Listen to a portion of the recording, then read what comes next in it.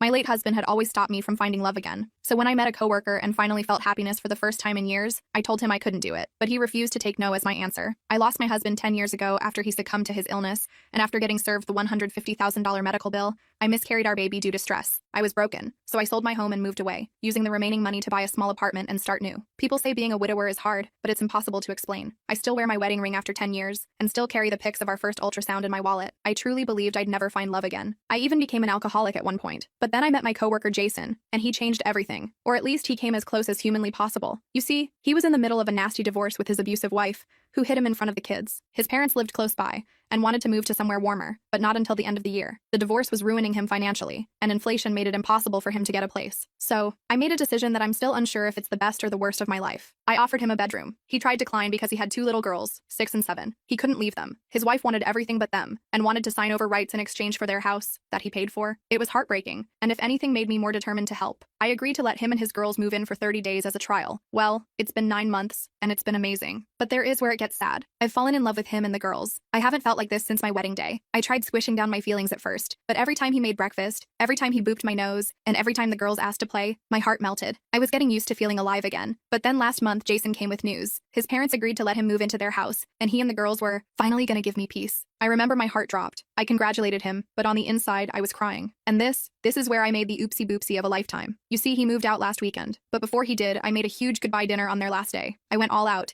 even making my late husband's favorite meal. I remember the girls ate dessert and got banana pudding on their nose, and I was overcome with emotion. This was the last day I would feel joy for likely the rest of my life. And then came time for them to go. The 3 of them climbed into his car to go to their new home, and through the window I hugged him. I held him for too long, and in that exact moment, I leaned in and went to kiss him on the cheek. He went to do the same, and we kissed on the lips. Neither of us pulled away until one of his girls made an "ee" screech. I went red and mumbled something before closing the door. I remember he came back in the middle of the night and knocked asking to talk, but I didn't open it. He kept calling me and texting me, but I didn't respond. I just cried, feeling like I had cheated on my husband. I remember one of the days I got drunk, and after some rambling to myself atop a hill, I concluded that when it comes to Jason, it was the life I should have had by now, with my husband here with me, the 2 kids we planned on having in a house with toys, laughter, cries, and spats. This should have been my life. But the man in my house was the wrong person. It wasn't my 6'2" green-eyed Prince Charming, and as much as I loved them, the girls weren't ours. I missed my husband, and I missed even more the life we were robbed of. I realized that nothing would compare to my husband, and I didn't want anything to compare it to. And so I made the decision to rob myself of happiness. I looked through Jason's texts and started reading them for the first time. They went from him just asking me to talk, to him saying there was something we had and he didn't want to lose, to him apologizing, and finally to him asking if we could return to being friends and just forgetting everything. When I saw that last text, I put my adult pants on and called him. I told him everything. I told him that he was freshly divorced too, and I wasn't a rebound. That with my insecurities and comparisons to my husband, it wouldn't be fair to pursue anything with him. Because even though I think I fell in love with him, I need time to confirm if it's with him or just the life I was supposed to have. Thankfully, he understood. He asked if we could still be friends, and I swear my heart involuntarily skipped a beat. I jumped so fast at that option, because as much as I don't want him, I want him. I missed him, I missed the girls, I missed having meaning, I missed waking up feeling like SpongeBob and not Squidward, and then, he said he wanted me to come over for Christmas. He didn't ask me to, he wanted me to. I was so excited. I couldn't wait to see him again. I bought the girls some presents from me and Santa that same day, and told him I'll come over tonight once the girls go sleep and stay until after Christmas. He seemed so happy. I swear I heard the man smile through the phone. But unfortunately, life isn't sunshine and rainbows. I told him that as excited as I was to see him again, we needed to have that adulting talk that a phone conversation won't suffice for. He promised me we would, and he also promised me that whatever happened, I was special. I felt my heart flutter, and all I could respond through my blushes was, "You're special too, Jason." But then when as I said it, I realized I couldn't stop it, and it was happening all over again. I started stammering and quickly hung up saying I'll be there soon. I'm going over right now. Jason's POV. In November 2021, my family and I moved towns into a neighborhood near my parents. I wanted to be close to them. They're in their 70s, and times are taking their toll on them. My wife wasn't too keen on it, but our 2 kids were happy to see their grandparents more. I commuted to my job until I was able to get an in-town transfer to my current location. Come to find out, my wife reignited an old flame of hers and started cheating on me. My 3rd month into my new job, she tells me she wants a divorce, wants the house, and wants to sign over the kids. Her boyfriend has his kids, and they want to move into the house and be one big happy family. I moved into my parents' place. They have 1 spare bedroom because the others are basically storage. My kids would stay with their mom until I could find at least a 2-bedroom. My parents told me they want to move by the end of the year and either sell or give me the house. I just have to do something by then. Rent's nuts out here. Then my wife throws on me that her new man and his kids are moving in now and not getting along with mine. So she agrees to make it quick and sign over rights to mine as long as she keeps the house. I had become friends with Hope at work. The day came, I told her about needing to move and find a spot for me and my kids. She offered her home. I asked if her husband would mind, and she told me she didn't have one anymore. See, she still wore a wedding ring, and I never bothered to ask about it. Just always assumed she was married. It appears he passed away a decade ago, and she just still wore the ring. We move in, and it's a dream. I see this woman in a light I never thought of before. My kids loved her. She never put their mom down. She made them breakfast, lunch, and dinner on her off days, and she would take them out to do girl things that I had no idea. She even took them to school clothes shopping when I ran short on time to be able to do it. Hope just seemed happy as hell to be around us and have us there. She was this warm, beautiful, caring woman I didn't notice because I was too tied up in my own mess to see it,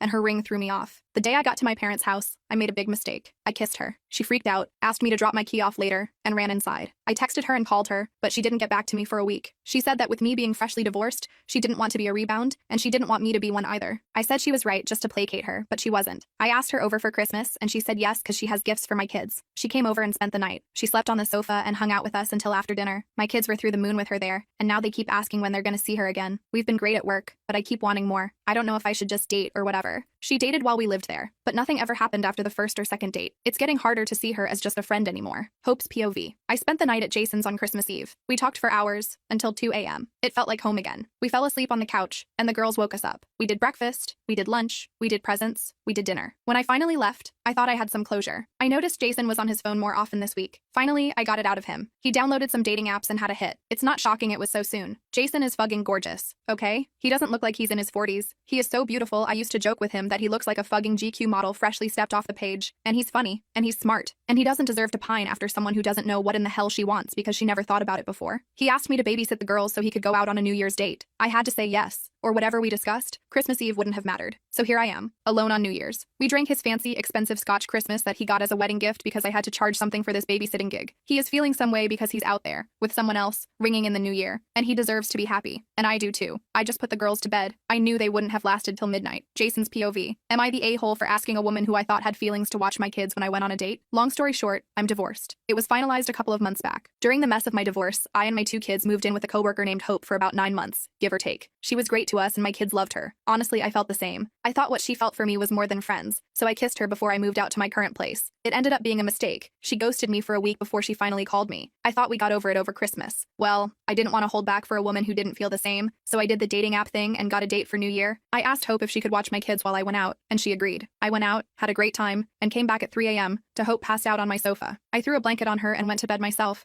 expecting to make breakfast for her and mine, but she left before I woke up. The morning after, I asked her if she could watch my kids again while I set up a second date. She immediately declined, saying she was having her sister and brother-in-law over this week. Her sister has 3 kids of her own, and yeah, Hope has a big house, but with everyone there, she wouldn't have time to watch mine. I understood and said I'd find other accommodations. Well, this morning, I see Hope tagged in a sappy post by who I assume is her sister, and I check that page. Sure enough, it is her sister, and her sister's family is spending the next 3 weeks out of the country, and not with Hope. Now, I know she only has one sister, so I asked her what was up. She kind of stuttered a bit and said, yeah, she can watch my kids, and to go ahead and set up the second date. When I asked her why she lied to me, she brushed me off and told me to stop being an AH, and I got what I needed. Am I the a-hole for even asking her again? I know she lied to me about her family visiting. She told me she didn't have any feelings for me like I do her. Hope's POV. I posted here because I needed to vent and throw my FU at people so they could see that even I could do something as silly as fall for someone I shouldn't have. Not when I still wore a wedding ring from someone who left me long ago. The ring told me my heart and soul still belonged to someone else, even though I no longer had theirs. I posted here because I needed to vent out everything. Needed to give me closure. Needed to figure out why this man, whom you now all know as Dan, rocked my universe by just becoming a part of it. I was told to go for it, and I excused it all with, no, I'm still a mourning widow who can't fathom taking her ring off. I theoretically clutched my pearls at such a thought. But you guys want to know the good part, don't you? And you guys deserve to know it too, because if it weren't for you, there wouldn't be a good part. On Christmas morning, he made breakfast. I came to the kitchen and had to do a double take. Granted, I was uncaffeinated, so in my sleepy state, I had expected to see my husband. But when he turned and smiled at me with a grin big enough to reach his eyes, I didn't feel sadness or disappointment that those eyes weren't green. He didn't give me a cute smirk like my husband used to, but a smile with so much damn teeth. For real, Dan, you have so many teeth, and I am so happy your girls have your smile, and that you have great dental. It was then I realized I was fucking wrong. I wasn't prepared to be wrong, to lose my grip on my pearls, so to speak. I just wasn't prepared. I wasn't ready to see someone else in my dreams. I sure wasn't ready for that someone else to be someone I considered my best friend for a long time. So when Dan had asked me to watch the girls so he could get a second date, to be honest, it hurt. Like hell. Even though I told him to move on, I was pissed he did because I didn't. I fumbled up an excuse about my sister coming over but didn't think it clear enough that my sister and her family usually head overseas during this time. He found out she wasn't gracing me with her presence and asked me why I lied. I just said, oh yeah, I'll watch the girls, no problem. But he said he already had a sitter and wanted to know why I lied. I said I didn't. I forgot. But lo and behold, when you live with someone, they pick up on your calls. Dan said, no, you're lying. I don't care if you can't, or even if you're not up for it. That's fine. Just be honest with me. I called him an asshole and said I'd be there. Just tell me the time. He said to come over for breakfast, and we can talk out whatever is wrong with us like adults hope, that thing we're trying to be. Well, that night, he made a post, and a few of you found some similarities that were too convenient to be coincidental. So late that night, I got a call from him, which I ignored twice. The third time was a charm, and I advised him where to stick a few amenities for waking me up until he blurted out, "You named me after your cat?" Yes. I named my cat Jason. He's a seal point, and he has a cute mask. He's the size of a small dog and looks at me like he wants to kill me in my sleep. I love him. South. We talked for about a half hour or so. He said he had to see me but wouldn't leave his girls alone that late. He asked me to take a personal day tomorrow and said he'd do the same. I said no, but I could come over. He said only if I could stay the night. So I grabbed some extra clothes, put on my comfy bright pink bear claw slippers. Yes, they're as magnificent as they sound. Filled the feeder for my chubby boy Jason, and headed over. We talked until about 3 a.m., and he said he would take a personal day and I should do the same. Well, you couldn't twist my arm fast enough at that point, so I agreed and grabbed some blankets. But he stopped me. He asked me if I could try sleeping in the same bed as him. The typical fare of him being over the covers, I'd be under them. He promised to wear clean underwear, yada yada. Color me surprised at agreeing with him, and me crying for the first 20 minutes and being held by someone who didn't understand why,